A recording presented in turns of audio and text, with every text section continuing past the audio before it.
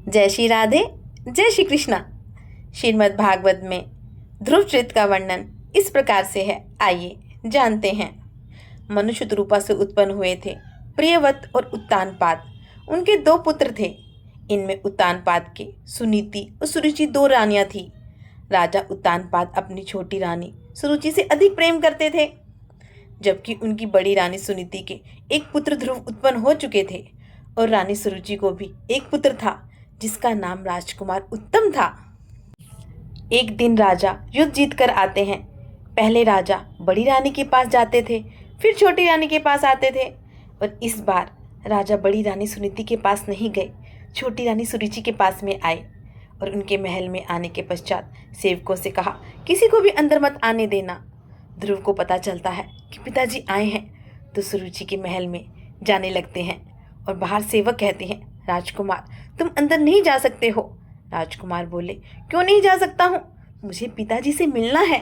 सेवकों ने कहा, महाराज ने मना किया है, किसी को भी अंदर ना आने दिया जाए, ये उनका आदेश है। अगर हम उनका आदेश नहीं मानेंगे तो हमें दंड मिलेगा। ध्रुव ने कहा, अगर तुम मेरा आदेश नहीं मानोगे तो मैं तुम्हें दंड दूंगा। महाराज के दंड से तो मैं तुम्हें बचा लूंगा, पर मेरे दंड से तुम्हें कौन बचाएगा? कोई नहीं बचा सकता। सेवक भयभीत हो जाते हैं और उन्हें अंदर जाने देते हैं और ध्रुव जी दौड़ते हुए पिता की गोद में जाकर बैठ जाते हैं। रानी सुरुचि ये देखती हैं, उन्हें अच्छा नहीं लगता, और उत्तम नीचे बैठा है और ध्रुव ऊपर बैठा है, और ध्रुव को हाथ से पकड़कर नीचे उतार देती हैं। ध्रुव जी खड़े हो जाते हैं। ध्रुव जी बोलते हैं, पिताजी आप इतना बदल गए हैं, यकीन ही नहीं होता है मुझे। पहले जब भी आप आया करते थे माता के पास में आते थे, अब की बार आप छोटी माँ के पास में आए हैं, मुझसे मिलने नहीं आए पिताश्री। सुरुचि बोली, महाराज से क्या पूछता है, जाकर अपनी माँ से पूछ। ध्रुव जी ने कहा, आप भी तो माता हो, आप ही बतला दीजिए।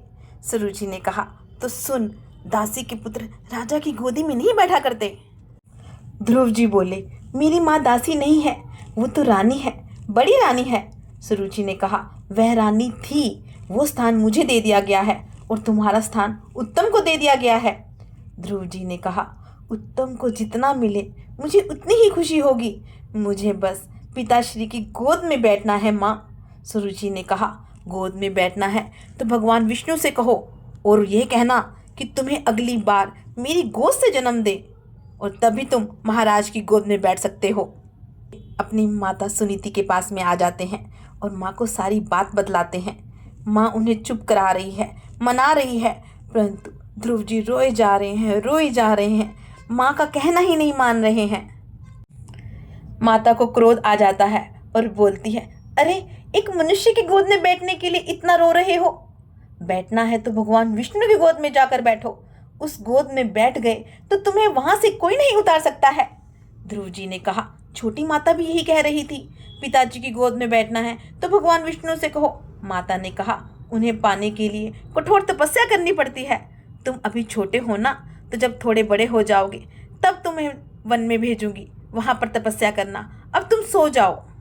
मध्य रात्रि में ध्रुव जी उठते हैं और माता के चरण स्पर्श कर घर के मंदिर में जाते हैं और प्रणाम कर बोलते हैं, मैं भगवान विष्णु की खोज में जा रहा हूँ, मुझे अपने पास ना देखकर मेरी माता व्याकुल हो उठेगी, उनका ध्यान रखना मेरे प्रभु।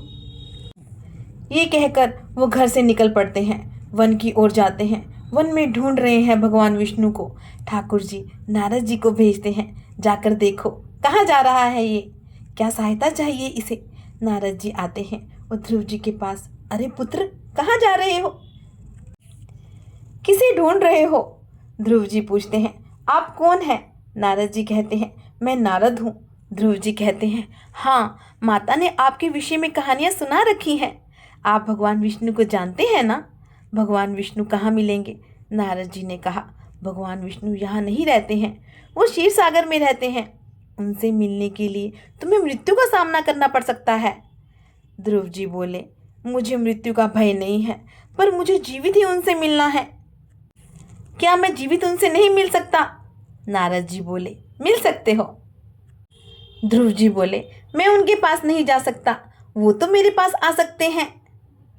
नारद जी मुस्कुराने लगते हैं और कहते हैं, उसके लिए तो कठोर तपस्या करनी पड़ती है। कठोर से कठोर तपस्या करेंगे तभी उनको प्राप्त किया जा सकता है।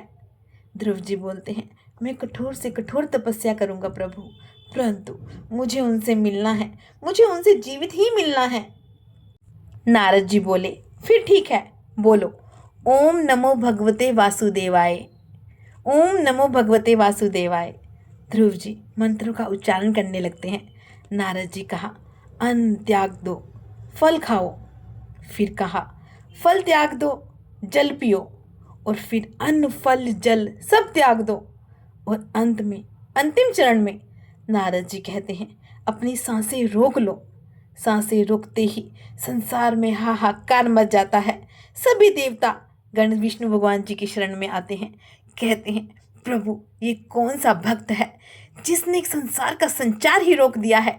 प्रभु इसे दर्शन दो, नहीं तो सृष्टि का सर्वनाश हो जाएगा। परम पिता परमेश्वर भगवान विष्णु प्रकट होते हैं और ठाकुर जी कहते हैं, ध्रुव उठो पुत्र। ध्रुव जी कहते हैं, आप कौन हैं? मैं वासुदेव, जिसकी तुम तपस्या कर रहे हो।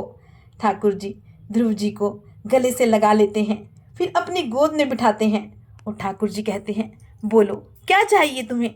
ध्रुव जी बोले, मुझे सुरुचि माँ ने पिताजी की गोद से क्यों उतार दिया? युद्ध के बाद पिताजी मेरी माता से मिलने क्यों नहीं आए? पिताजी ने सुरुचि माँ को डांटा क्यों नहीं जब उन्होंने मुझे पिताजी की गोद से उतार दिया था? और ठाकुर जी बोले, अरे अरे अरे अरे, इतने प्रश्न, एक प्रश्न पूछो जिसका उत्तर तुम्हें पहले चाहिए। ध्रुव जी बोले, पिताजी ने मुझे अपनी गोद से क्यों उतार दिया? ठाकुर जी बोले, यही प्रश्न है जो तुम्हें सबसे ज्यादा पीड़ा दे रहा है। ठाकुर जी ध्रुव जी के सिर पर हाथ रखते हैं। साक्षात माँ सरस्वती उनके मस्तक में प्रवेश कर जाती है। ज्ञान उस छोटे से बालक में प्रवेश कर जाता है। ध्रुव जी बोले, कुछ नहीं पूछना, सारे प्रश्नों के उत्तर मुझे मिल गए हैं। इसके पश्चात बालक ध्रुव की याद में सर्वाधिक चमकने वाले तारे को ध्रुव तारा नाम दिया जाता है। जय श्री राधे, जय श्री कृष्णा।